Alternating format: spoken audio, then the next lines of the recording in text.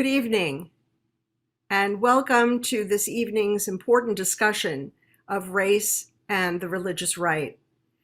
Our discussion is sponsored by the Boston College Boise Center, and we're fortunate to have with us three excellent speakers, discussants. My name is Susannah Heschel. I'm professor of Jewish Studies at Dartmouth College, and we are joined this evening for our discussion by Professor Randall Balmer, also of Dartmouth College, by Professor Adrienne Jones from Morehouse College, and Professor Anthea Butler from the University of Pennsylvania. I want to thank you all for joining us. We're going to have a discussion for the first hour, and then we will take your questions, which you are welcome to write in the Q&A function at the bottom of your screen to the right. And we'll monitor your questions, and you'll have an opportunity to raise them with our speakers. Our topic tonight is one of grave concern to all of us: the rise of racism in this country, racism that is increasing and increasingly violent. We are interested tonight in exploring the relationship between the rise of racism and the rise of the religious right. We're going to begin with someone who has written for many years, probably more than any other scholar, delved deeper into the world of Christian evangelicals, and that is Professor Randall Balmer. He has raised the question of this, what we might call unholy alliance that we're witnessing today of religion and race. And what he has uncovered is actually quite startling. So, for example, Professor Balmer has revealed to us that evangelical leaders initially supported legalization of abortion in the early 70s, and then turned around once they recognized that this was a great issue, that is, opposition to abortion was a great issue to promote their own interests. And then Professor Balmer has shown to us in his publications that these interests ultimately are all about racism. So, Professor Balmer, you write in your recent book, Bad Faith, and I quote, "No one has mastered racially coded language better than Donald Trump. And evangelicals have embraced Trump, as you write, as their dream president, and they refuse to criticize his racism." And that leads me to ask you, is there a moral core to white evangelical Christianity? Or is it all about power? What is it evangelicals ultimately want?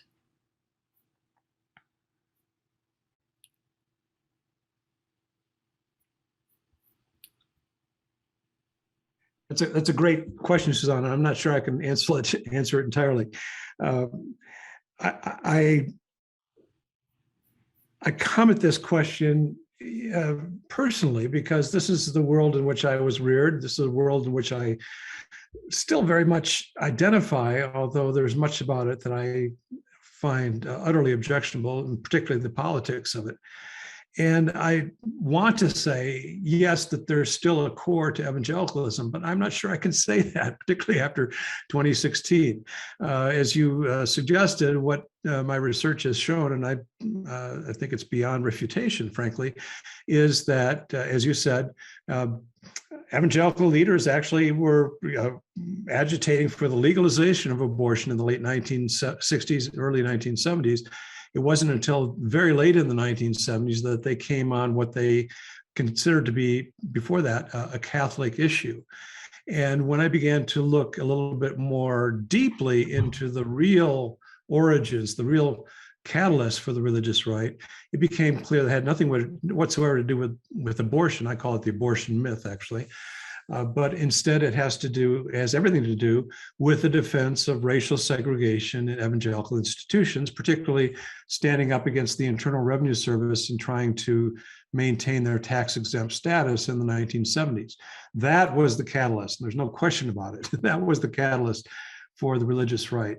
And so, to get to your question, is there any longer a moral core to this movement? I'm not sure there is, to be honest. I think that you begin with a movement that has its genesis in a defense of racial segregation, or to put it even more plainly, a defense of racism. And then you leap ahead to Donald Trump in 2016, when 81% of white evangelicals, and the modifier white is very important here, supported Donald Trump. And I began to conclude that that wasn't an accident, that there was indeed a connection.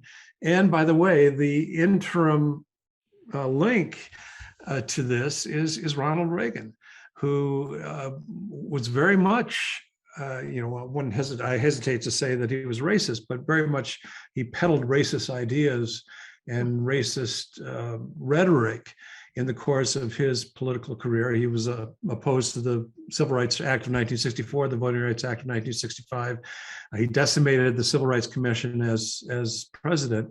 And for me, I think the pivotal moment was that he chose to open his general election campaign on August 3rd, 1980, in of all places, Philadelphia, Mississippi, at the Neshoba County Fair, the place where 16 summers earlier, members of the Ku Klux Klan, in collusion with the sheriff's department, abducted, tortured, and murdered 3 civil rights workers, 2 Jews and an African American. So to me, there's a link yes. that connects all of them. Well, yes, and I'm glad that you brought up the Voting Rights Act, and I would like to ask Professor Jones about that. You know, we see the rise of racism with militias, with language and so forth, but now we're also talking about government organized racism, the racism that is trying to disenfranchise Black Americans. I think there are implications of this for the larger question of whether the actual citizenship of Black Americans is in jeopardy. But let's hold that for a moment. And let me ask you, is there any hope for the November 2022 election that the restrictions that are being voted in by state legislatures might be overturned perhaps by courts? But what do you think might happen then in November 2022? And you have to unmute, of course. Hi. I think you're correct that it strikes at citizenship. And you're also correct that there will probably be some improvement, perhaps with redistricting maps as a result of litigation. In advance of 2022, we hope. Certification dates are arriving quickly. And so there's a strong possibility that in some states, the argument that it's too late to change the maps or too late to change the rules will prevail. However, what we've seen in the last decade, I would say, especially in Georgia, which is where I live, and which I think is being sourced out to other states, is some real effort with regard to mobilization, right? I'm saying now is the time when people need to do the relational encouragement of their friends, family, especially people who they know are sitting out of the voting process, right? I'm saying in addition to the voting issues that we also have a significant number of people who don't vote at all. So there's lots of room for improvement. And we need people to not become, apathetic is not the word I want, but so disenchanted that they don't sort of lean in and do everything that they can do in terms of mobilization and participation on the way to 2022 and 2024. So I'm a strong advocate for people voting, obviously, but I'd like to see people get involved in the franchise in an expansive way. So work your polls, network with your colleagues, donate money to organizations that are attempting to work on the framework of voting so that things can run smoothly, people can cast ballots, and actually have their vote registered, even in the face of challenging rules, lower access, more insecurity about how certifications might go, for example. We really need to press at this point. Yes, we do. And it's important for everybody, for every citizen, to make sure that every citizen has the right to vote. And I want to ask you, Professor Butler, you have a new book that's quite wonderful and dramatic. It's called White Evangelical Racism. So you're very direct about it. And what I'd like to ask you, in this book you write, for example, evangelicalism is not simply a religious group at all. Rather, it is a nationalistic political movement whose purpose is to support the hegemony of white Christian men over and against the flourishing of others.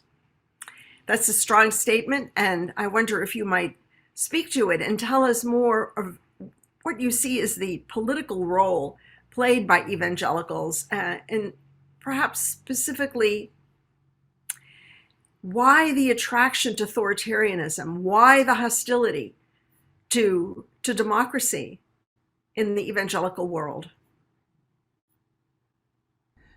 I'm going to take probably a much harder swing than Randy did. Let me say that. So I'm going to swing for the fences here and say essentially it's embedded in the movement.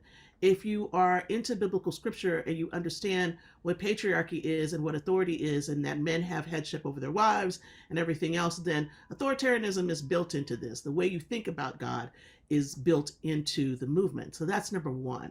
But we're not here to talk about scripture. We're here to talk about politics. So let's talk about politics. And let's go back a little bit further than what we think the beginning of the religious right is. Evangelicals have always been political.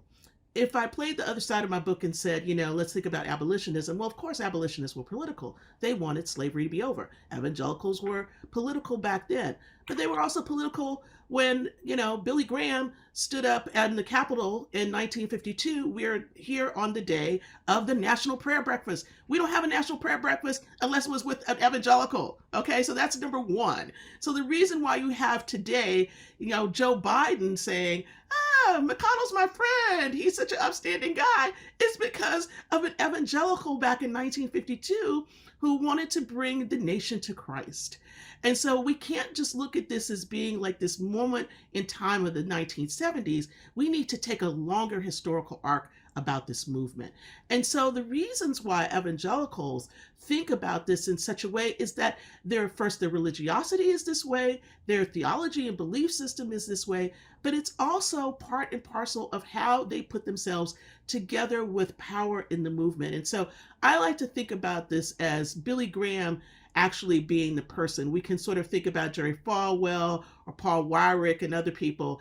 I think, from my opinion, it's Billy Graham, because Billy Graham's sweetness and light about wanting to go first to the White House to talk to Truman, and then it doesn't work out very well. He has to move on to Eisenhower, and Eisenhower gets baptized. And then we move into this place in which you see him with all the presidents. Evangelicalism is ascribed with power from that beginning. Now, the ways in which they use that power ramps up in the 1970s and into the 1980s. So when Ronald Reagan says his famous statement that I always botch up, he's like, you can't endorse me, but I endorse you, right? That he didn't even make up in the first place. That's a whole nother story. Then you have this whole way in which evangelicals become married to the political system in a profoundly different way. And so the ways in which we do this, if we just look at religious leaders, we miss the story. If we start to look at evangelical parachurch organizations like Focus on the Family, American Family Research Association, Family Research Council, all of these things, you start to see where the money flows, the lobbying, all of this stuff that happens in order to make evangelicals embedded into a political system. And so when we're talking about something like voting, Paul Weyrich said, I don't want all these people to vote. Okay, that was back in the 1970s. So when we have them now opposing voting rights and everything else, no one should be surprised. No one should be surprised at the rollback of abortion. Nobody should be surprised at the racism. The racism is there. And I sort of disagree. Ronald Reagan's a racist. Okay. I'm not even going to stop there. I'm like, he's there. If you stand up in Philadelphia, Mississippi and do what you did, it's not just about race. It's about states' rights to do whatever they want to do. Right. And so all of this is of a piece. And I think that the conundrum for everyone, the thing that has fooled us all, is that we took what evangelicals said about themselves for granted, that they were moral people. And then we found out with Donald Trump that morality didn't matter. but it's never mattered. And that's the point. Yes, thank you. And I wonder, actually, we should say a word about the Bible, because I'm curious, Randy, if you could give us some insight into the use of the Bible by evangelical pastors to make racist either arguments, but also perhaps create a culture, a way of thinking among parishioners that and I guess I would ask you, is it that racist people are drawn to evangelical churches, or do people join the church and become persuaded somehow by their pastor? What goes on in that relationship? Yeah, well, I think one of the characteristics of evangelicalism, of course, is that it's so highly decentralized. So you tend to have a cult of personality, and this is a movement that is not organized according to creeds, to confessions, liturgies, tradition, denominations. It's organized instead around individuals. So it lends itself to a cult of personality. But even saying that, it's important to add that a lot of these personalities have tapped into this, as Anthea said, this authoritarian structure. The Bible, as you know, is this wonderfully complex collection of writings that can take you in all sorts of different directions. But many of evangelicals in particular are drawn to some of the more authoritative passages. They love Paul, for example, because Paul is a moralist, tells them what to do and how to behave and how to comport themselves. And that is amplified by these various evangelical pastors, particularly the megachurch ministers. I've often said that you could construct a fairly reliable taxonomy of Christianity by looking at the biblical passages that various groups gravitate to. And for evangelicals, as I said, it tends to be Paul, because he's an authoritarian. Whereas Roman Catholics, for example, tend to gravitate to the Gospels in the life of Jesus and trying to model their lives after the teachings of Jesus, which I think, frankly, is where I would put my money over Paul myself, but that's editorializing at that point. But yeah, I think you're right. You have these various personality types who emerge as these charismatic figures. They're able to gather them around themselves a popular following, and they take them in really any direction that they choose at that point. Yeah, it is actually pretty remarkable, especially when some of these, with the cult of personality, some of these personalities commit terrible sins and then they repent and then they're forgiven. And Right. And the wealth of some of these pastors is also a bit horrifying to some of us. Yeah. But just to put it again in political terms, Adrienne, I would like to come back to this question of citizenship and the effort to restrict the right to vote to Black Americans raises the question for many of us: is this a continuing of a centuries-long effort in the United States to deny citizenship or create some kind of lesser status of non-voting rights, non-voting citizenship for Black Americans?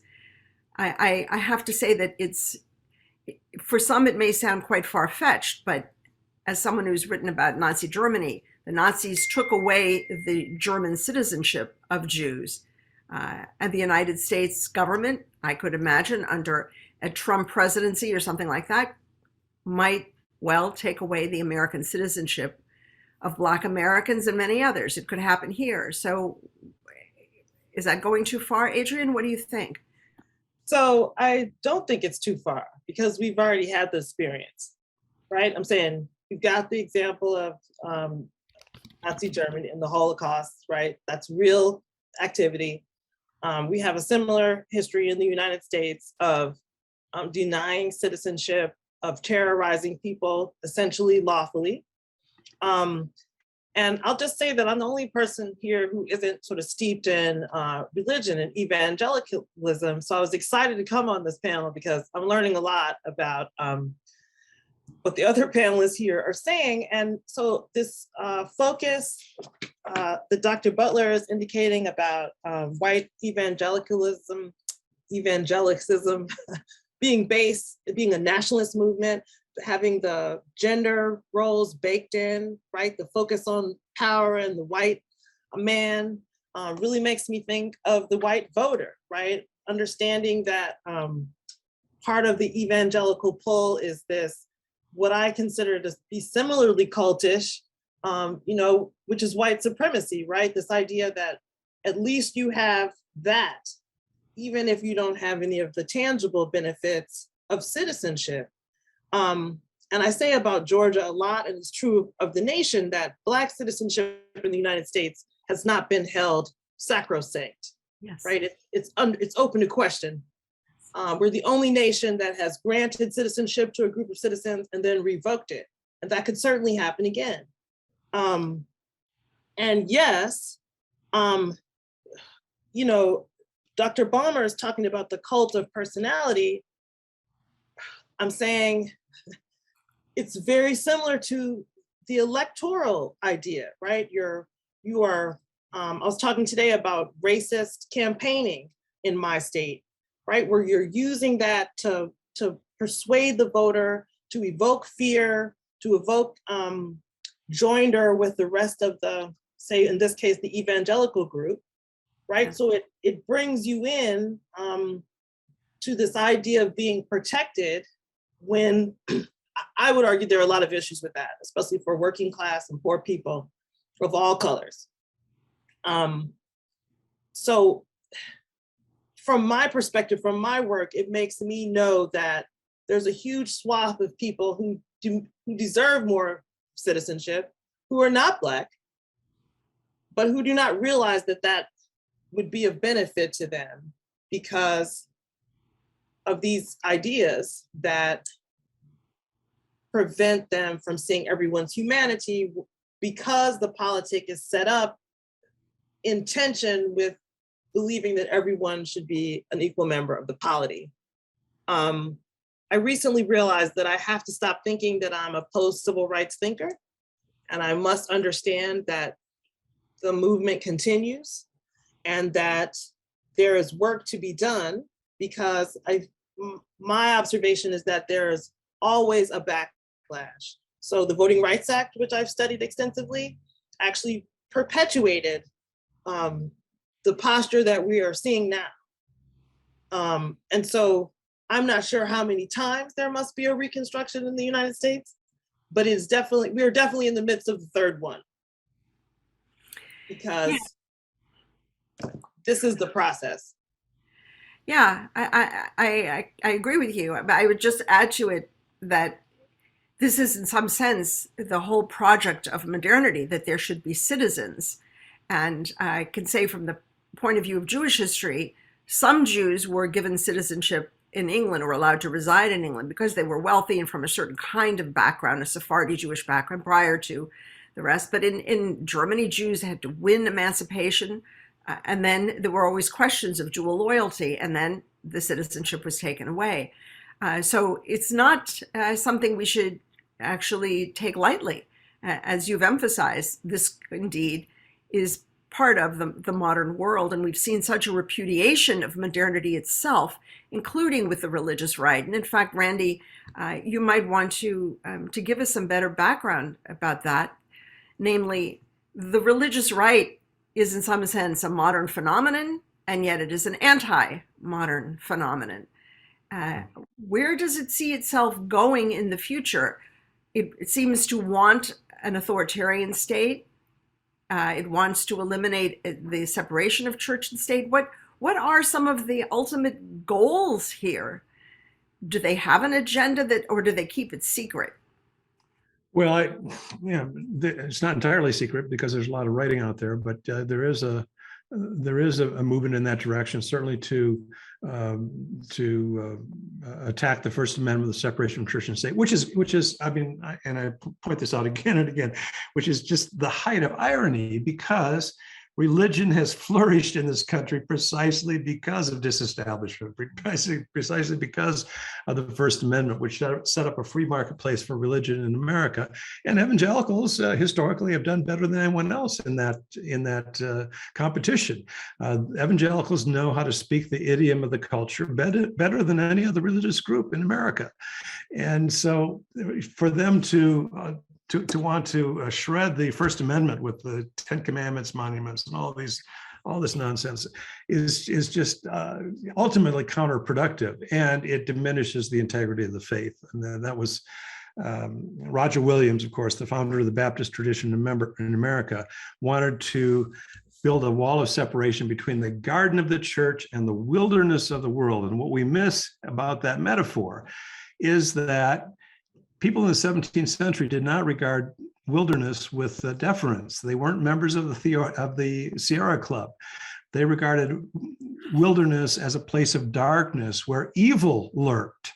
And so when Roger Williams was trying to shield the garden of the church from the wilderness of the world, he wants to maintain the integrity of the faith from too close an association with the state. I'll just give a quick anecdote about this. I was one of the expert witnesses in the Ten Commandments case down in Alabama when Roy Moore plopped this 2.5-ton granite monument in the lobby of the Judicial Building and refused at the same time any other religious representation in that space. If he had allowed other representations, nobody would have had a problem with it. But when Judge Thompson of the federal court ruled correctly that the Ten Commandments monument represented a violation of the Establishment Clause of the First Amendment and ordered it removed, one of the protesters screamed, "Get your hands off my God." Unless I'm mistaken, one of those commandments etched into the side of that monument said something about graven images. And that was precisely Roger Williams' point about shielding the integrity of the faith from the state.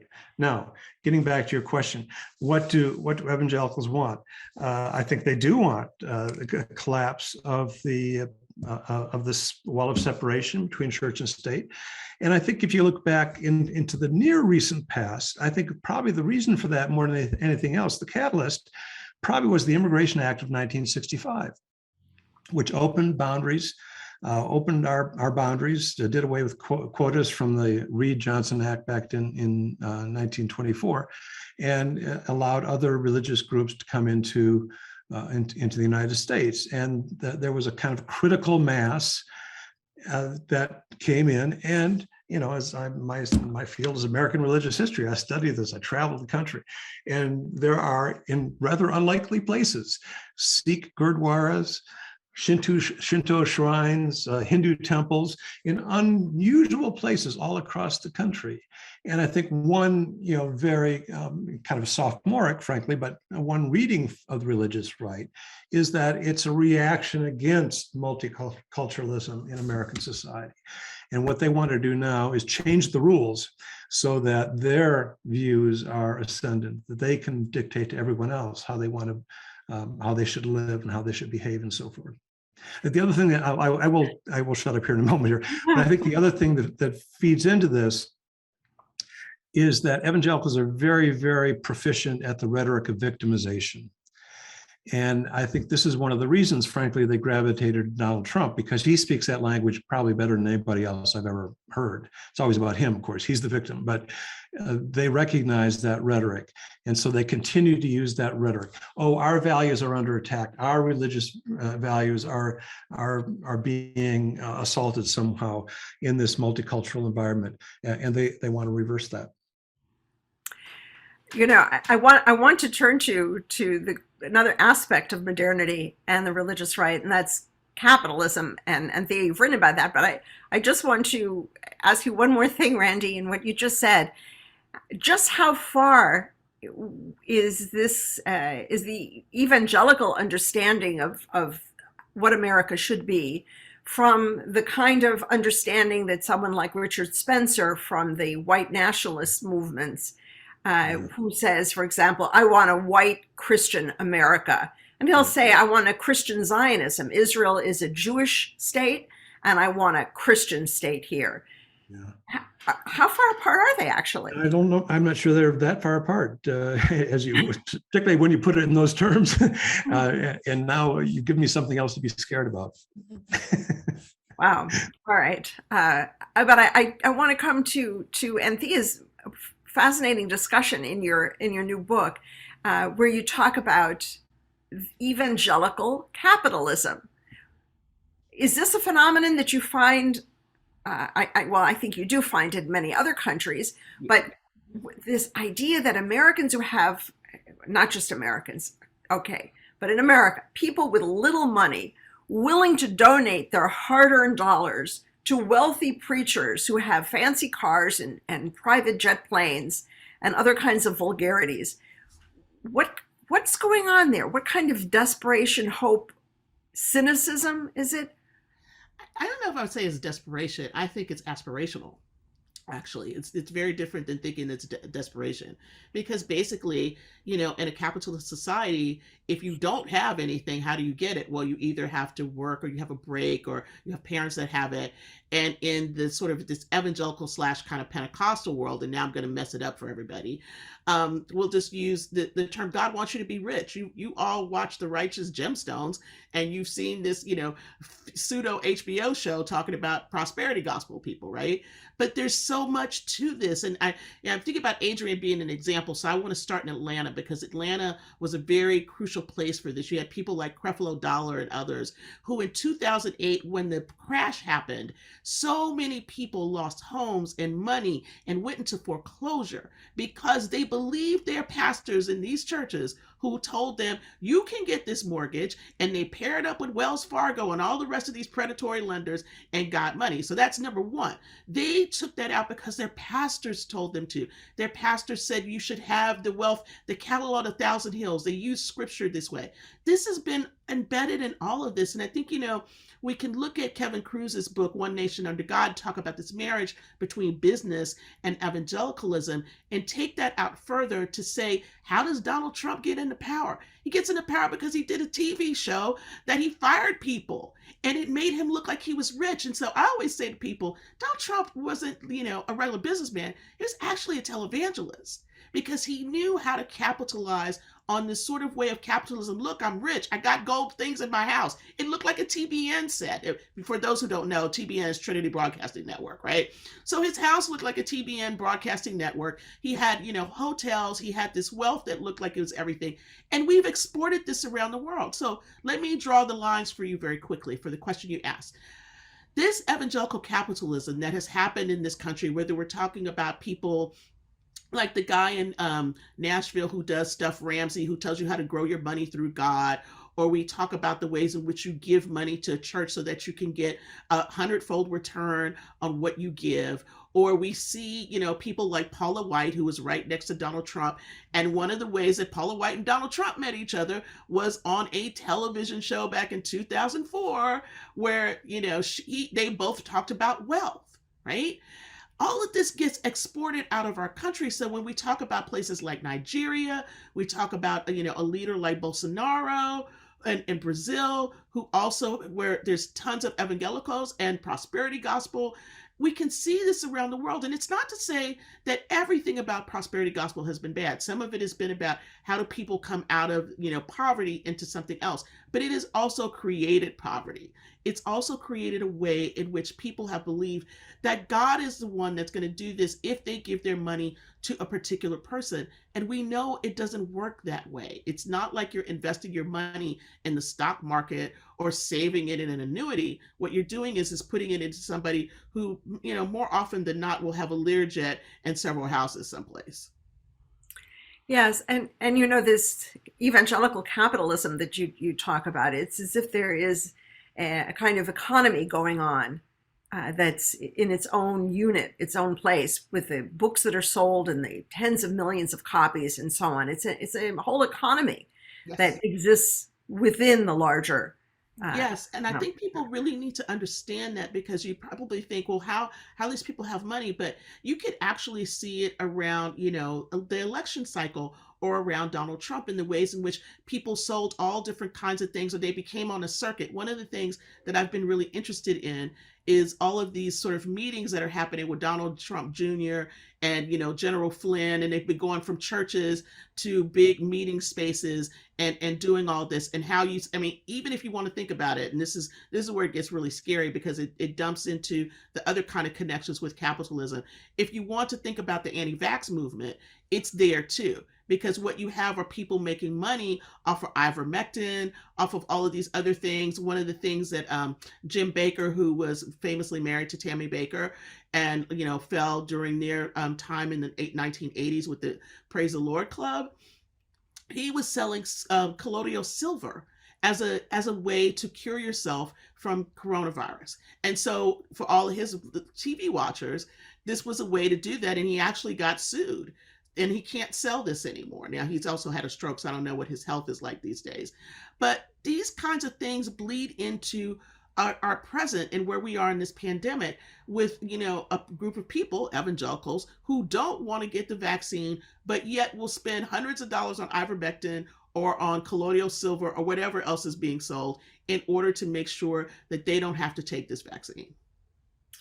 Yeah, it is really remarkable. And I think it's very important for us to understand the extent of the influence of the evangelical community. So within the economy, but also in other spheres of culture, and then in the political realm, most concretely. And Adrienne, I would like to ask you about an article that I found fascinating that you recently wrote with Andrew Polsky.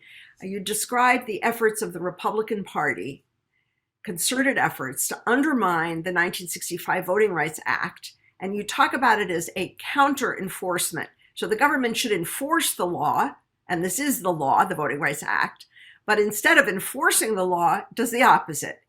And so what's also interesting in your article, you point out that the Republicans aren't going to go into Congress and try to pass a law overturning the Voting Rights Act. That would be just too out in the open, too explicit. But you demonstrate in your article that there are different ways, and you have 4 different ways that you enumerate, how this counter enforcement can take place with the people who are appointed by the government and within the government to regulate things, especially in the Justice Department, and they simply don't enforce the law, or the judiciary sanctions that undermine the law in various ways. And there are ideological attacks. So then this notion of color blindness, as if that's some kind of neutral thing, but of course that's ideologically formulated in order to counter, again, the voting rights laws, civil rights laws, and so forth. And then the state and local governments that pass legislation challenging the national law, the Voting Rights Act. And then, of course, we have the Supreme Court decision, Shelby versus Holder in 2013, which is when Obama was in the White House. And the Supreme Court decision, which I think is also Roberts versus Ginsburg. That's the best title I've heard. When I saw that, I mean, that's so accurate. It eviscerated. It Yes. didn't. And so what concerns me is, first of all, what should we do to protect what's left of the Voting Rights Act, or perhaps insist that Congress strengthen that act? And on the other hand, I also worry that in our countering of what the Republicans are trying to do in this respect, will they then also blame, in other words, present themselves as the victims of this? Well, I guess they do already, the victims of the liberals and the Democrats and of Black Americans and white liberals who are supporting the Voting Rights Act, and just become, again, more tension. I think, sorry, did you? Yeah, no, what, give us some help, give us some advice. I mean, I definitely agree. A couple of weeks ago, when the current administration was unable to pass the Freedom to Vote Act and the John Lewis Voting Rights Advancement Act, so the John Lewis Act was designed to sort of to bring back to life some of the coverage that was provided under the Voting Rights Act. And I don't know that people understand that the Voting Rights Act provided some what you might call anti-federalism protection, right? States do have police powers, even if we're not referring to them as states' rights. And part of their responsibility and right under the Constitution is to run elections and to determine voter requirements. And so the Voting Rights Act, by requiring particular states and jurisdictions to submit new voting laws for discrimination, was violating that relationship between the state and the national government, at least as it's perceived in the Constitution and as it usually rolls out. And again, we're in a situation where and I don't know that I completed this analogy when I was speaking earlier, but like this focus on the white male median voter sounds very similar to me to what you're saying about evangelicalism and its political power and its center. And so we're in a situation where I'm not sure that the legislative opportunity comes again soon, right? I don't know that the kind of legislation that was on the table, the Freedom to Vote Act, would have provided some national streamlining, so that similar to the Voting Rights Act, not exactly the same, but similar to it, would have provided that all states needed fair districts, that there would be certain framework that every state would adhere to. And so we don't have that now. So I'm sort of short at this point on exactly what we do about the legislation, because I don't see it being revived it wasn't under this administration. If we end up seeing the former president again as president, we will not see it. The court is configured right now in a posture that will not make improvements to this legislation, because in the article that you were describing from me and in others, it's clear that this pushback against voting rights has been happening for 30 years, right? Shelby versus Holder looked to everyone like a big shock. This is a crown jewel of the civil rights movement. What? It's been struck down? Listen, this was a slow chip away but people aren't on the floor of Congress every reauthorization period. They're not paying attention to the political appointees who are assigned to the Department of Justice, who are now not effecting the laws that should be enforced. And so I think I do need to come up with some ideas about how might we legally make that happen. And so it makes participation so much more important, because not only am I worried about people's participation, but I'm worried about voting being rendered completely irrelevant at all, right? There's already so much corporate money involved. We could enter a situation where maybe they hold elections, but they don't really matter. Yes, and I think that it's important for us in this discussion to emphasize that we're talking here not only about broad economic issues, voting rights laws, governments, we're talking about human beings. And there is an element of profound cruelty that I see here and that I find deeply disturbing. There's cruelty that you, Anthea and Randy, both describe in your books. Sometimes it's directed at individuals. So Anthea, you talk about George W. Bush identifying Christ as the political philosopher who changed his heart in response to a journalist. And that Christ moment of the campaign made evangelicals very interested in Bush. And yet at the same time, you write in your book, the Bush campaign launched lies, rumors, and slanders against Bush's opponent in the primary, John McCain. That kind of slander and cruelty is also manifest in the racism that we're talking about. Also, enforcing women to be pregnant, even if they've been raped. It's a cruelty that comes, of course, at the heart of enslavement, what Saidiya Hartman has described as the erotics of terror. There is a cruelty at work here And I find that very disturbing. Cruelty, and also at the same time, a corruption. And I wonder, Randy, or Anthea, or Adrienne, if there's something you might give us that would be perhaps a bit, let's say, you would clarify why this is so effective, this kind of theological cruelty, one might call it, the blaming of the victims after Hurricane Katrina left so many people homeless and people dead. And yet the response from certain evangelical pastors, well, they got what they deserve. They practice voodoo. They have a gay parade in New Orleans. So the punitive way of thinking and the cruelty, where does this come from? Has it always been like this? And is there any way out of it? How do they support this from the reading of the Bible? And let me also say, look, I'm in Jewish studies and I am Jewish, and I see elements of that in American Judaism, in Judaism in general. Let me just say that way of thinking in some elements. So I'm not trying to say this is a Christian thing. I just want to clarify that. Yeah, Randy, we're starting to say. It's a tough question, Susannah. I'm not exactly sure how to answer that. I guess I will say that, and I think I'm probably a little bit more sympathetic to 19th century evangelicalism than Anthea is, on the basis of her book. But on this issue of money, for example, just as a way of trying to illustrate the distance between what I understand to be the principles articulated in the Bible and modern day religious right, modern day evangelicals, but even the distance to the 19th century.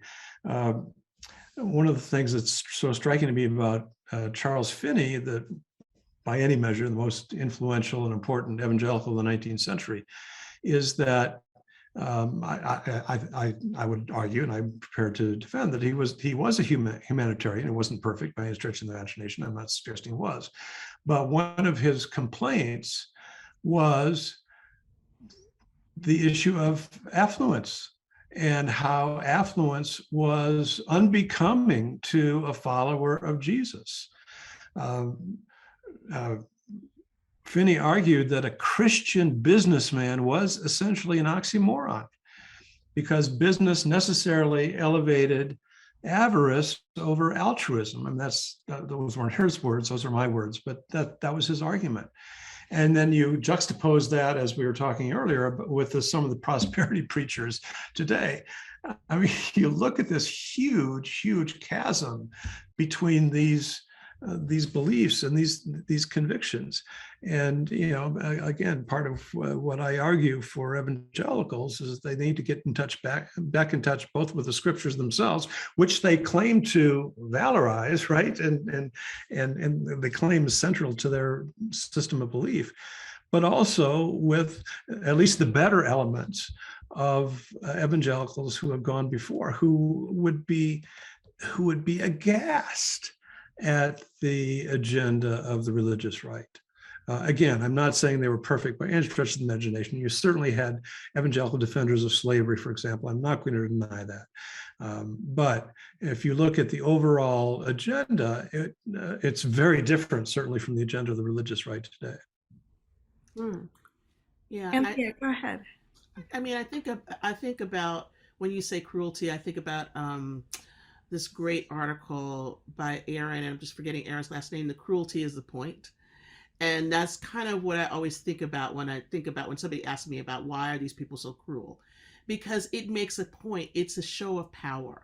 And whenever we think about, cruelty, we just like, well, why can't they look at scripture? Why can't they do this? And I'm like, well, I'm not a theologian, I'm not a biblical scholar, but I'm a historian, and there are places in the Bible that are really cruel.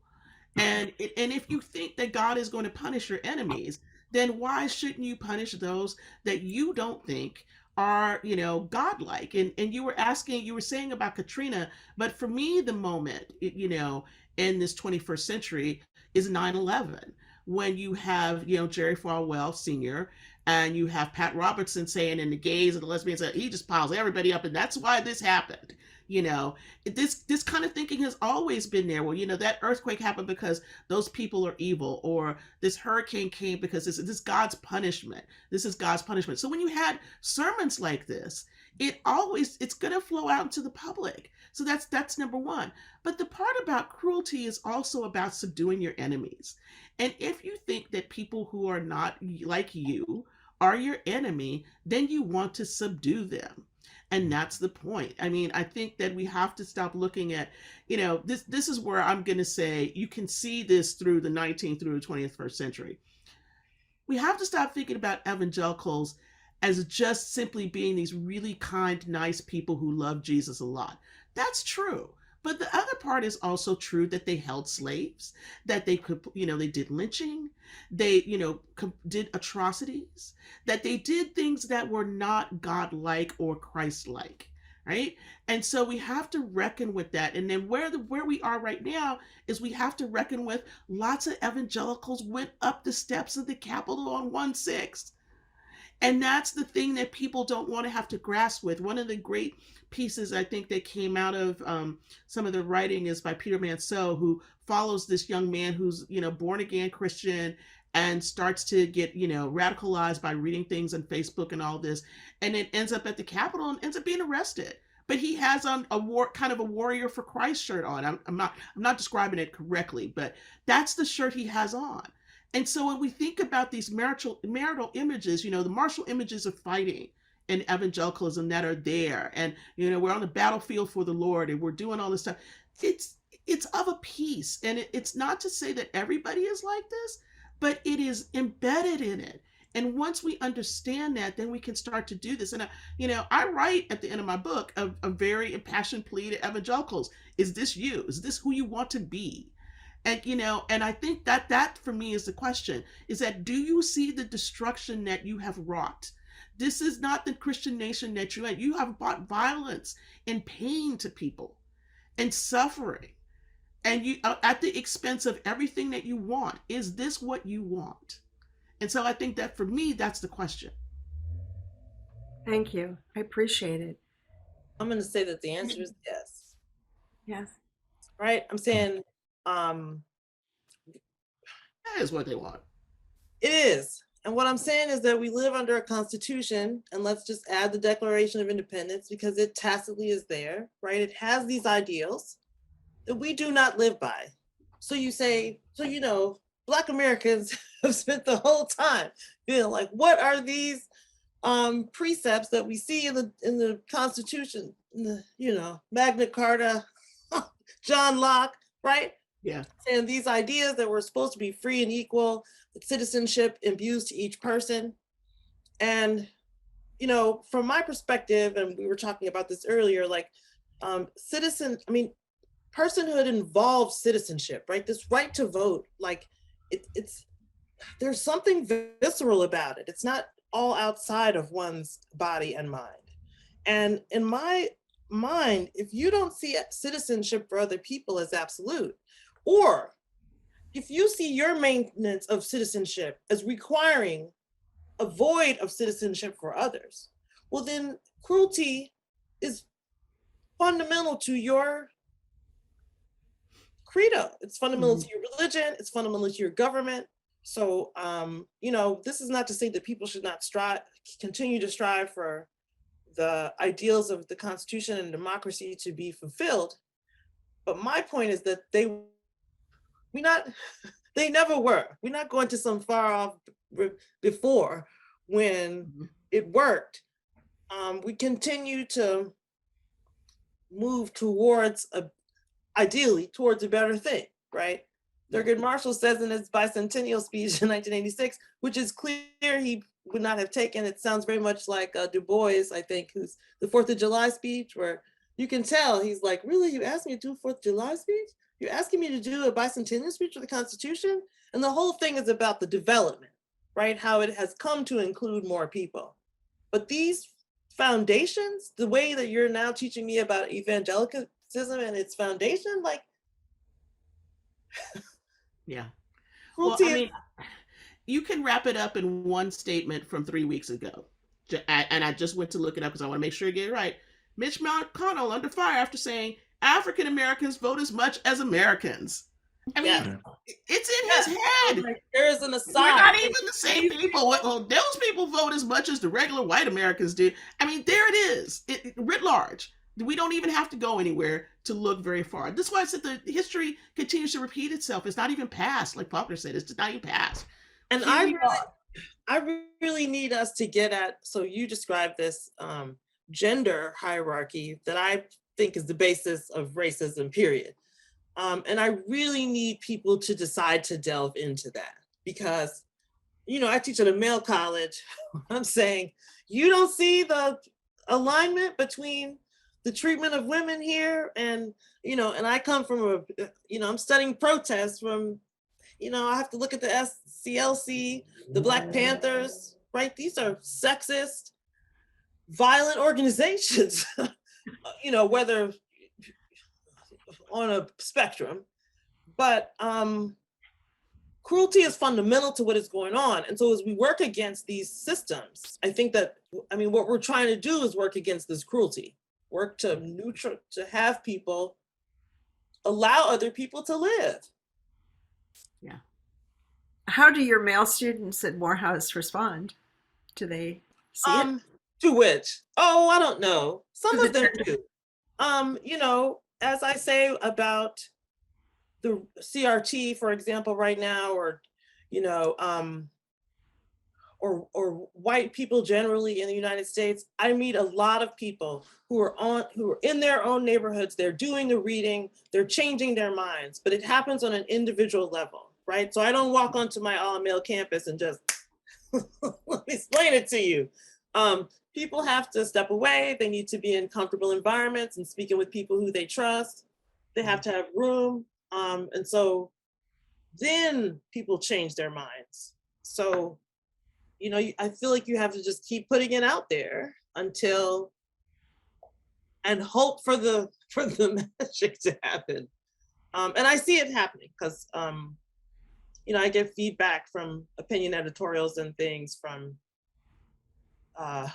white people who are not in my age group demographic, who claim not to know any Black people, who avidly read my stuff. So the work is happening. Yes, the work has to happen. And I think actually that's one of the points that Randy, you've made in some of your work too, how evangelical attitudes about racism, but also more broadly filter into the general culture and the connections that you've made, for example, between sports and racism and the religious elements that go into that. Again, another very important element here. I know that we will have some questions from our audience that we want to hear from.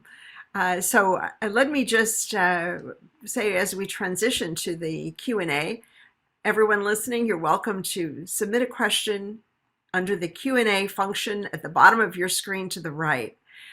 I think you've heard from three amazing scholars this evening, very dynamic. You can read more about them on the website of the Boise Center.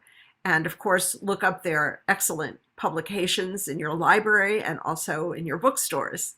And I hope that you will. And now I'd like to welcome Professor Mark Massa, who is professor of theology at Boston College and also the director of the Boise Center, and thus our host this evening, who will lead the questions. Greetings from snowy Boston. I know most of you are also in snow conditions yourself. I think not everyone is. Randy, I'm pretty sure, is not in snow. We had snow today, last night. I love this conversation, so thank you. I knew it was going to be a great conversation. We do have a lot of questions from the audience, so just let me voice some of these. From Professor Randy Balmer, Randy made the point about the relationship between the authoritarian leanings of much modern evangelicalism and the relation of that to being decentralized. So this is addressed to everybody on the panel. What is that relationship between authoritarian leanings and decentralization? Is this about an attempt to get order? Is other things? Is there an intrinsic relationship, or is it an extrinsic relationship? This is a very smart question from Gail Tirana. Yeah, I think I responded in the chat. So I think that's a fair reading. That yes, the gravitation toward authoritarian individuals who tend to be also charismatic individuals, I think probably is a reaction to the decentralization of the movement. You don't exactly have that in the same way in the Roman Catholic Church, do you, Mark? Alas, a little more decentralization would be very welcomed. I speak just for myself. I suspected so. Yeah. Anthea? I was going to say the problem is, Mark, is that in the Catholic Church we still have people who go off the reservation. So it's kind of a free for all. I want to answer this question a different way. I think the authoritarian leanings are decentralized now because people can get different kinds of messages to them. And I think that's really important. We have not talked about media very much, but I think media is an important piece of this kind of way of authoritarian thinking, because you don't just listen to your pastor or your priest anymore. You listen to a variety of voices that are out there. You can turn on YouTube and watch anything you want, or watch Facebook, or trade things with people on different parts of social media. And this is the way that a lot of people are becoming radicalized right now and bringing themselves into authoritarian movements. A 60-second TikTok can teach you a lot about authoritarianism that you will not sit down and listen to in a 20-minute sermon. And I think that's really important. And it brings order to people's lives. So this is why I'll use this as an example. They're probably not out there now because there's an ice storm, but these people who are following a particular QAnon leader right now, who have been in Dallas waiting for JFK to show up and Robert Kennedy and all the other people, how did they get there? And some of them were evangelical. Some of them were nice people going to church. And they started to ingest these QAnon beliefs because they read media. They put things together in their head. I'm always scared when somebody says, I've done my own research, because what that means is that they've put together a bunch of stuff and come out on the other side with another kind of conclusion that may or may not be the right one and may take them down an authoritarian pathway. So I think we can't, while we can think about what happened in Nazi Germany and all of this stuff, now we have this in a supersized way because it's all over the world. It's how many people around the world are being radicalized because they can all look at this media that is available to them 24/7. Adrienne, do you want to weigh in on this, or I guess in my field and past thinking, like, white supremacy is authoritarian, right? It's not really decentralized. It's pervasive enough that it motivates, and there's a browning of the nation. And so this desire for a Jim Crow or slavery style ability to have authority over Black people and others, I think that, kind of like the Constitution, like this is basic, that it's embedded and long has been. Interesting. My very smart former colleague, Janine Hill Fletcher from Fordham, picked up on this question about the relationship between decentralization and authoritarianism. She asks, there must be some white evangelical churches committed to anti-racism, certainly. Do you have any resources that viewers or listeners can go to look at white evangelical churches that in fact are sort of decidedly and pointedly anti-racist? Go ahead, Randy, you go first and then I'll add something. Now, my immediate response was Sojourners, as would be as kind of a clearinghouse for that. But there are other organizations as well. But the problem is, I've long said, the problem is not that these groups don't exist. The problem is that none of them has a media empire behind them, the way that that Falwell and Baker and Robertson did in the early days of the religious right, and that makes a huge difference. And in many ways, the expansion of social media, I don't understand social media at all. I'm too old for this stuff. But in many ways, the expansion of it has, in some ways, made it possible for these voices to be heard a little bit more than they were before, I think.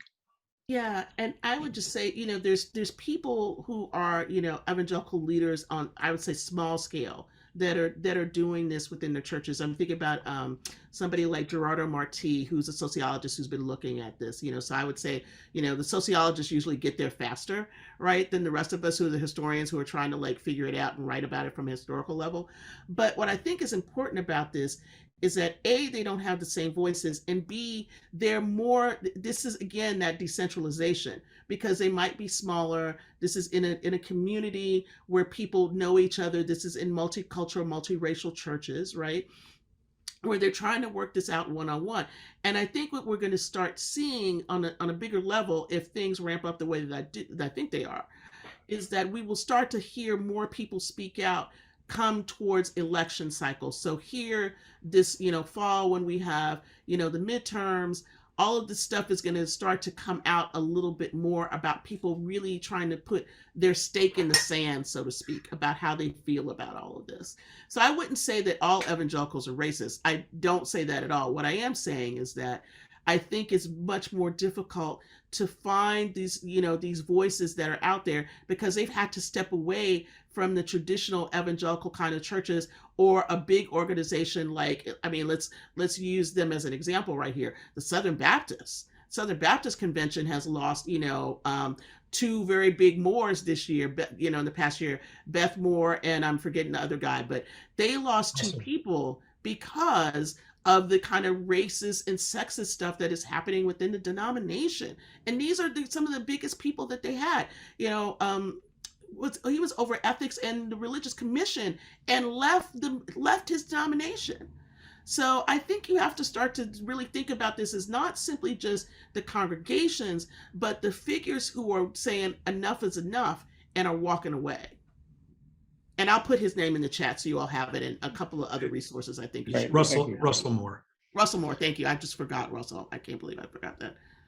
Yeah, I believe Freud called that repression, Anthea, but I won't go there. I'm sorry. I have a question from James Gennaro. He asks, is there a historic connection between pre-Civil War churches that justified slavery and today's evangelical groups that in fact are pushing for some form of white nationalism? So it's a historic question about the Southern Baptist Convention. I was getting ready to say, duh.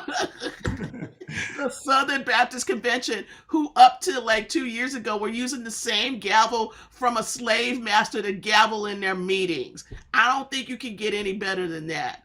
The line is there. If you go back and look at all the things that were talked about when the convention met last June, you can see the strains of this coming through at the convention in 2021.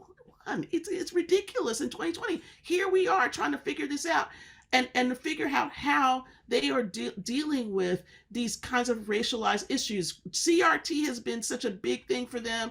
It's been ridiculous. And so they had Black pastors, who were, like Dwight McKissick saying, if you go this route, we are leaving the denomination. Now, I know Dwight McKissick. I like him as a person. I just keep asking myself, why are you in the slave-holding denomination? How, and I know why. They've given so much money to African-American pastors to be Southern Baptists. But the fact of the matter is that Southern Baptists, as many times as they have apologies for slavery, they go back to the same kinds of racial baiting tactics when it's time to, get political about things. So you have to ask yourself, is this baked in? Maybe so. I have a question from Anne McClenahan, who points out earlier in the year, in the fall semester, the Blasey Center here sort of hosted Dr. Jonathan Walton, who's currently the dean of the Wake Forest Divinity School. And he gave a wonderful, we have an annual address called the Prophetic Voices Lecture. And he gave a talk on the American gospel of success. And he pointed out that the prosperity gospel, which certainly Black churches share in, although it's just not their message, the prosperity gospel is often disdained by more affluent progressive Christians as being vulgar and being kind of simplistic. But she asks, is this really different in form from those Episcopalians and Presbyterians who take great joy and pride in their multi-million-dollar organs or stained glass windows? So in other words, is the prosperity gospel simply the same thing that Episcopalians or Presbyterians glory in about their neo-Gothic structures, only using higher end kinds of things? Or is it something different than that? I'd like to hear Randy answer this question. I have an answer for it, but I defer to the Episcopalian first. Oh, thank you. You had to pick on Episcopalians. Yeah, I mean, I think what's different is that the message of the prosperity gospel is pretty explicit that God intends to make you rich, and if you do certain things, I think the phrase I used at one point years ago was the showers of blessing would come upon the faithful, but only after they cycled through the rain barrel of the televangelists themselves. Then they would be blessed. Yeah, I guess I have to say there is something crude about it, to be honest. I mean, Joel Osteen is just unfathomable to me in many ways. Again, particularly within a tradition that claims to. Mr. Osteen, if you're watching this, please. The Blasey Center didn't say that. So Okay. Right. Particularly in a tradition that claims to its fidelity to the Bible, and Jesus would pretty clear about these things. The love of money is the root of all evil. The rich man going into heaven, the camel in the eye of the needle. These are pretty clear teachings, and to just disregard them, I think, is inappropriate. So you would say that the Presbyterian Episcopal example then is of a different kind of thing than the prosperity gospel. It very much is. And I just asked Randy to go first because I'm going to make a sharper point about it. It is very much a different thing. Let's think about it. Episcopalians and Presbyterians, may have inherited wealth or other things, and the way that the wealth comes out in the churches is very different. Okay, it's not the same thing. You're not going to hear a prosperity gospel message in a Presbyterian or a good Episcopalian church. You just won't. What is in common, though, is the attitude towards capitalism. That is a different, sharper point. What we have to think about is they're all in the capitalist space of America and participating in this system of capitalism. And how you do that in your church is a very different thing. So, in an Episcopalian church, you're asked to give every Sunday. You might be asked to go to a capital campaign for the church or something like that. In a prosperity gospel church, it's like you need to sow your seed to fulfill a need, which Oral Roberts said, and you better get in the $1,000 line if you're in a Pentecostal church. The theological points are very different about what you do. And so don't get these conflated. But they do participate in the American system of capitalism, which makes it, a potent thing for both sides of how that works. Yeah. May I jump in for just a second and say that we're just reading in the synagogue in this coming week, next week, about the building of the Mishkan in the wilderness, the Ark of the Lord. Mm-hmm. And of course, it's biblical to donate gold and silver and beautiful things and tapestry, etc. The temple is supposed to be beautiful. So to build a beautiful church is a long tradition, but it builds the church for everyone. Mm-hmm. Whereas prosperity gospel, as I understand, is get wealth for yourself to spend on things like a fancy car. That's not for the sake of the making a beautiful place for worship. But I would also say what's more of greater concern to me is the division, the economic divisions in this country, that you belong to the synagogue of the wealthy people or to the synagogue of the less wealthy, etc. Why does that exist? Why are we stratified in that way? Yes, white church, black church. When is that going to be overcome? How can that be overcome? But it exists throughout, and we're not divided. Well, so those divisions are of grave concern to me, but it is biblical after all. Yeah. Okay. I mean, honestly, if you want my, prognostication, I think a lot of this is going to be shaken up by coronavirus, because there was this great, a big piece in the New York Times this weekend, whether you liked it or not, about, how we should, let's stop being online and come back in person. And I'm like, there's a lot of people who can't do that. But this is also a class thing, but it's also a money thing. because if you are not, as we would say, butts in seats, then you're not getting the same kind of contributions. If somebody is at home, they might send you a check, but they might not send the same thing. They might not be able to do all of that. And so I think a lot of what is going to happen here in the next 2 to 3 years will be very interesting to see how churches, synagogues, mosques, everybody deals with this, because you're not going to have the same kinds of people coming through the door because of what has happened with this virus. And we know that older populations tend to be more, settled in coming into a religious service in a religious building. Now that that has been uprooted in some ways, what happens to all of this economy of, religious buildings and spaces and all of this? I don't know. Mhm. Good question. That's a good question. K-Flick Elthont raised a question that actually was on my mind from an article in the New York Times last week. She asks, some evangelicals are now considering empathy as a sin, that empathy itself is a sinful thing. Your comments or thoughts on this? You can't Anybody make surprised? this up. You can't make this up. Where does this come from? These are not your evangelicals, Randy. This is what I've just, I mean, I think, empathy is a sin because, again, this is, I kind of keep thinking, I'm like, man, Calvin really won. I mean, in a way, and when I say that, I mean to say that this idea about predestination and everything, it's like, oh, if you're miserable, then you just need to stay miserable, right? There's no hope for you. God already made you miserable, and you're not going to heaven anyway, so it doesn't matter, right? And so you have to think that somebody would actually say that empathy is not good and empathy is a sin. Then what does that mean?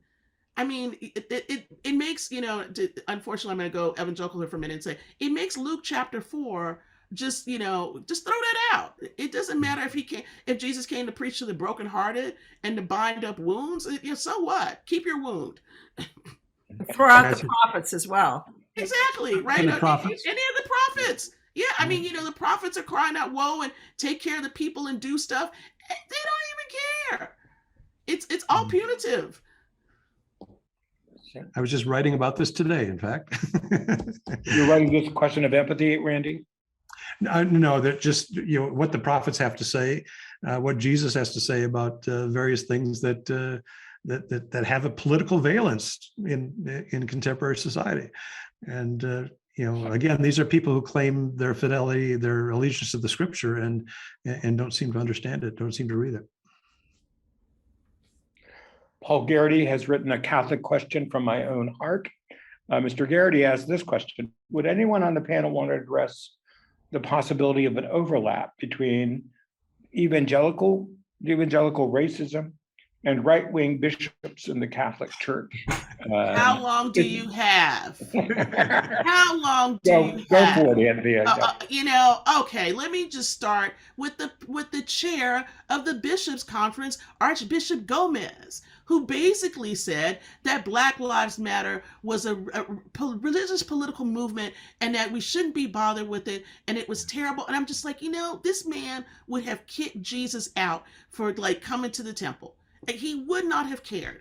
And this is where we can see all of these, whether it's the top of the bishops' conference or we have these rogue priests who talked about how you should not vote for Joe Biden. Racism is in the Catholic Church, and I say this as a Catholic who sat there after Vatican II as a little kid, and white people wouldn't shake my hand in our suburban Catholic Church. Yes, the Catholic Church is racist.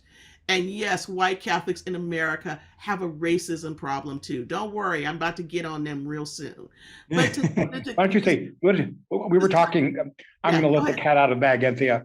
One of the last things Anthea said to me earlier this week was, Archbishop Gomez better pray he doesn't run into me on the street. So it's true, because I'm telling you, I'm gonna give that man a piece of my mind. But it's really sad, but there's something deeper here, and I want to just point this out very quickly.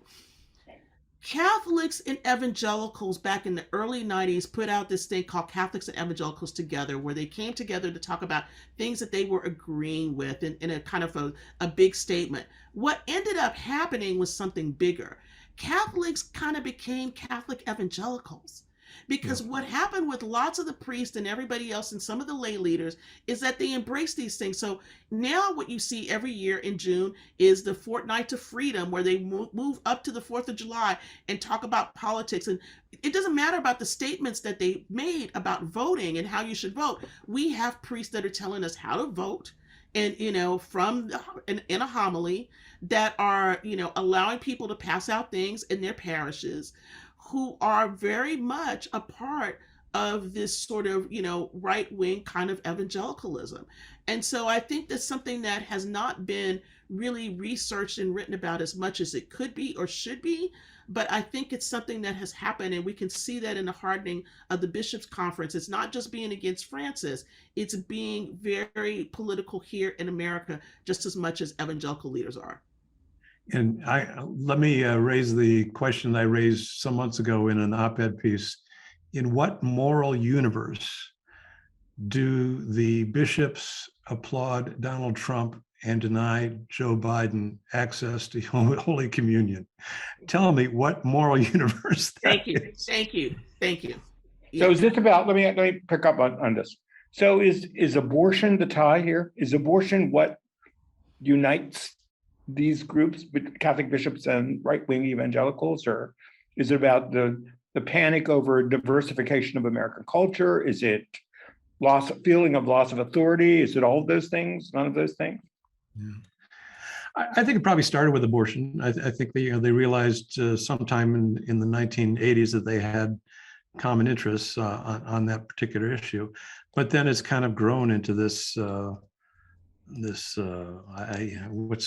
trying to think of an image here. It's kind of a miasma of various right-wing issues that they seem to find in common. I think that's true. I think abortion is at the core, but I think the tentacles are very different. The tentacles are about, different ways of thinking about what immigration is. And you might think that that's strange to say about Catholic churches, but I think there's some tension there about, we know that these are the people going to be in the church. There's that. There's also the tension about sexuality. What do we do about LGBTQI people? What do we do about this? How do we, how is this open or closed, right? So that becomes a big issue. What do we think about women and women's roles? This is back to what Adrienne was talking about earlier, and I think that's very important in this Catholic perception of how the world is supposed to go. And in a sense in which I think, which is kind of the X factor for me, and I'm not sure how to articulate it well, but a sense in which that their world is dwindling. And that so many people have already left the church that they are trying to figure out how to keep people within that space, because so many of their own people have left to go off to be evangelical, or have left to go off to be nothing, or Pentecostal or something else. And so they're in competition, and part of the competition means you have to get with the people who are actually getting people in the door, so that you can show that you have the same kind of belief system with the liturgy on top of it. Yeah, one of my colleagues here, a very smart colleague in the theology department, believes that the bishops have focused on abortion in part because it's an even worse sin than child abuse. So it's a way of deflecting the blame from something even worse, than child abuse. I know Susannah just wrote to me. You have a question for Adrienne, Susannah? Yeah, I'm just wondering, Adrienne, about certain kinds of issues that do well among voters, the politicians put forth. And there's this coded language that Randy's talked about also. And I wonder when a politician starts talking about something like abortion, how is that coded in racial terms for voters? How do white voters read it, for example? Oh, you have to unmute. Yeah. I've got to say that I do not know the answer to that with regard to abortion. Obviously I consider it to be a conservative issue. I'm glad to learn that it is, in fact, as I have preached, not a political issue, right? It was made one in order to further certain aims. It's one of my takeaways from this evening. So I don't know that I can tell you about abortion coding. Or You know, what I issues? do more thinking about racial coding. And I guess I want to say from earlier in the conversation that from my perspective, in terms of the money, people's money interests and their power interests, the racism is designed to separate the masses, right? It's designed to put, I study the political development of American Black people. Through that study, I'm clear that I should be studying the political development of poor white people, because this is now a group that is, racism allows you to provide people white supremacy. In Virginia, mid 1600s, you're going to make these people slave patrols, and these people are slaves. It puts them at odds, and it removes the kind of multiracial class movement that can happen, right? Uprising is minimized if you keep all those people apart. And I think that has lasted until today. I see, I try to teach my students right now, and have done so at homogeneous white institutions that I've taught at. You have a lot in common with this other group of people who you have learned throughout your life is completely separate from you. So this kind of religious influence, right, where you're getting it at church, you're getting it at home, I feel like this is a furtherance of the kind of division that is the problem. But it's an intentional problem, because power would be disturbed by mass movement, especially interracial poor movement. One last question for this wonderful conversation. This is addressed to everybody. Do we have more to fear in terms of threats to our democracy from the right-wing evangelicals we've been talking about, or do we have more to fear from ordinary religious people who have sort of ordinary churchgoers who have been emboldened by our former president to say to voice deep-seated things that were always there? They may or they may not be evangelicals or Protestants, but who is the greater threat to our democracy? I don't know that I would say it as who's the greater threat. I would say what happens when they come together. That's the different question altogether. And I think that's what we're seeing now, is that we're seeing people who have very much, religion. And as I said in a Washington Post article I was interviewed for, that person is sitting right next to you on the pew. You don't know sometimes what they're thinking or what they're feeling, but they could be part of the Proud Boys. They could be marching somewhere, who knows, right?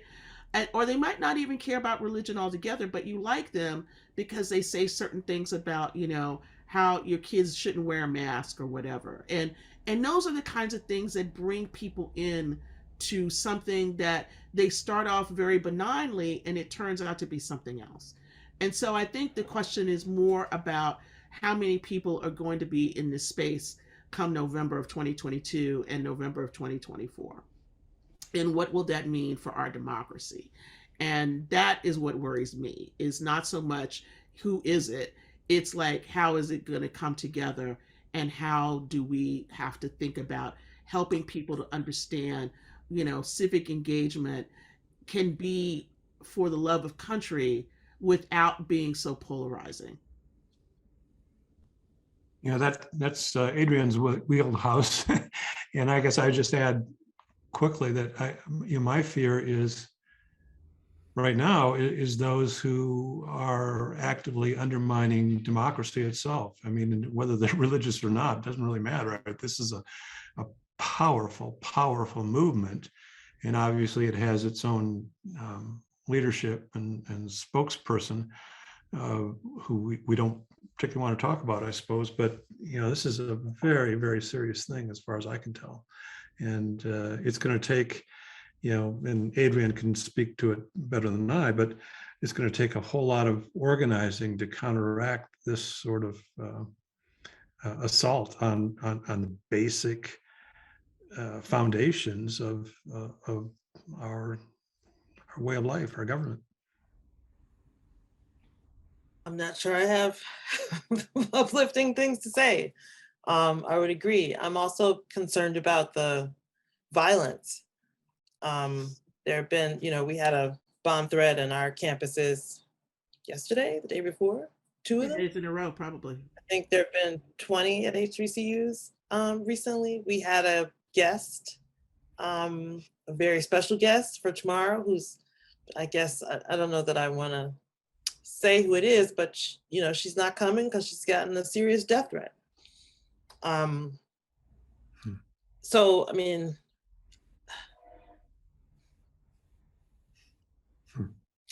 it's concerning.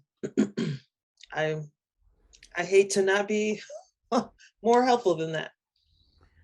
And I'm sorry your guest can't come, but I am not surprised. I think that what we all have to realize is that we have radical elements in this country, whether they've been radicalized by religion or otherwise.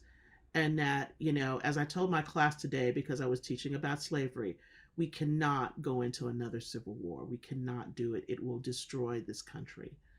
And that is the biggest thing I think I take away from all of this, is that we cannot have this, because we got too many people who are armed, we got too many people who are crazy, and we've got a lot of people who are in our leadership and who are supposed to protect us that also have these kinds of leanings. And I think that that is the most dangerous thing of all, is to think about that you can't even trust calling for help when the help might be compromised too.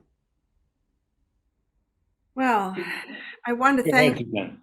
all of you for this wonderful evening of discussion. We have certainly covered a great deal, and we've left our listeners with some very sobering concerns. We have to recognize, of course, that fascism has, in fact, emerged out of democracies. So we have some big questions to ask about modernity, about democracy, about religion, and about the tenacity of racism in this country and in other countries. And where do we go from here? It is certainly a shared feeling, I think all of us here, and I'm sure the listeners as well, that there must be a moral core for any religious movement. And once that religious movement departs from its moral core, we're really questioning then the nature of our humanity as such. Who are we? What do we stand for? So I want to thank, first of all, Mark Massa for organizing our discussion this evening, and thank you for all that you do with the Boise Center, which is an extraordinary place that has convened so many important workshops and discussions and speakers as well. And I encourage all who are listening to go to the website of the Boise Center at Boston College to see the list of upcoming events and also to listen to some recordings of past events. And then I want to thank our three discussants tonight. It was great to be with all three of you, to get to know you and your thoughts and your contributions to this discussion. Everyone who's listened, I know, is grateful. So I thank you, Adrienne Jones from Morehouse College, Political Science Department, Randall Balmer, who's my colleague at Dartmouth College in the Religion Department, and Anthea Butler, also from the Religion Department, but at the University of Pennsylvania, my alma mater. Thank you all for being with us this evening, and we look forward to future discussions. Hopefully, in the future, those discussions will be a little more, let's say, hopeful and optimistic and upbeat. So let's all hope and pray for that. Thank you for being with us, and good night. Have a pleasant rest of your evening, everyone.